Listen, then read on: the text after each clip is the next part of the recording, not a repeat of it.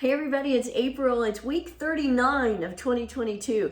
And this is that week you've been talking about getting started on whatever it is you've been meaning to get started on. So I'm going to start on forearms and then I'm going to switch around and hopefully you'll follow along with me. So I'm going to start, like I said, forearms. If you're going to start on forearms, wrap your hands around your biceps so you know you have the right distance between your arms. Forearms come out in front of you. You can interlace your fingers if you like. Pull your shoulders down your back, then lift your upper back, lift your chest, pull in your belly, come up on your toes, shift your weight forward slightly, and the timer has begun. So you notice it was that little shift that really helps give me that length in my spine. So if you don't do that, you end up having your hips up too high. And it's not that that's bad, it's not really a plank. You're actually making it a little bit easier on yourself. And we're not necessarily looking for easy. We're looking for a little bit of work, a little bit of struggle. You're going to have that, but that's okay because you know in the end it's going to be worth it. It really is. I promise you, if you start planking today and you keep at it and you start adding to your time, you're going to feel really good about it. We're at 37 seconds already. So I didn't remind you though, once you get in your plank, do everything again. So separate your shoulders again, pull in your belly, tighten up your glutes, press your heels back. You want your plank to be long and strong. So you don't want your hips dropping or sticking up in the air. You don't want your shoulder blades coming together.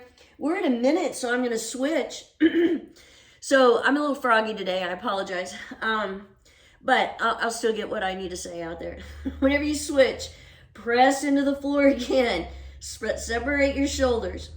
Pull in your belly. Pretend like you're trying to pull your navel through your spinal cord. Pressing your heels back. You've got it going on. You know, you should have this nice strong plank. So my theme, what I was talking about today is, this is that next week you were talking about. You know, have you ever heard yourself say, you know what, I'm going to start planking next week. Or I'm going to start hot yoga next week. Or I'm going to start going to the gym next week. This is next week. This is next week. This is the time to do it. Same way with if you say I'm going to do it tomorrow.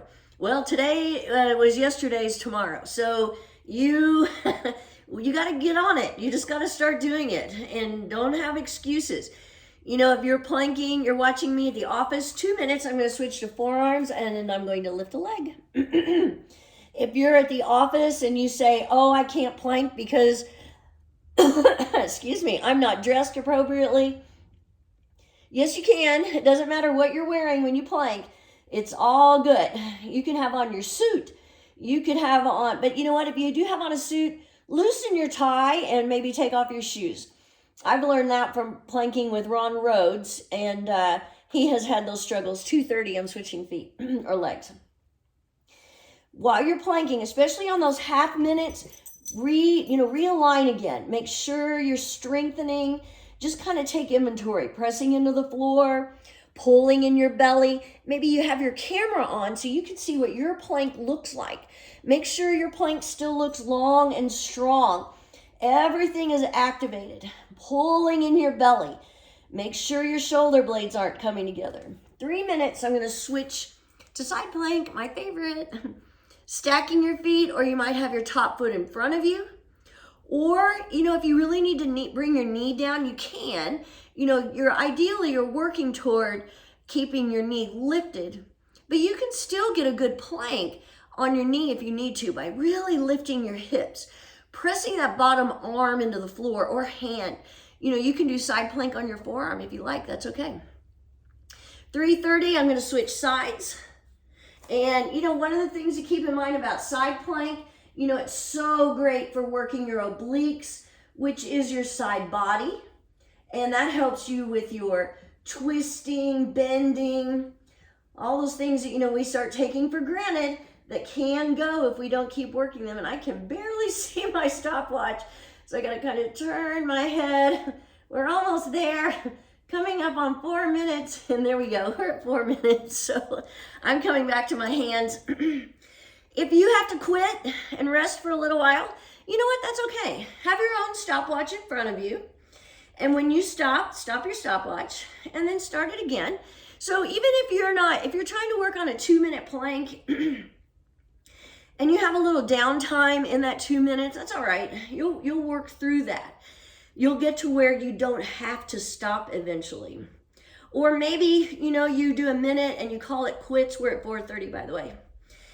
And then next week you add on another 30 seconds or 20 seconds or whatever you can do. But the more you do, the more you add on, the stronger you'll get. And, I really found once I got past a minute and worked up to 2, well, then a minute didn't feel like I was holding that long at all. And it's true. I mean, because you do get stronger. And we're at 5 minutes. I suppose I could keep adding on and go past 5 minutes. I have held for 10. That's been the longest I've held. But I don't care about going that much further. I still feel like I get a nice workout from 5, and we're at 5:15. And so that's plenty for me. But remember, if you haven't started yet, this is the week. This is it. You've been putting it off and saying, I'm going to do it next week. This is next week, the one you were talking about. Have a great day.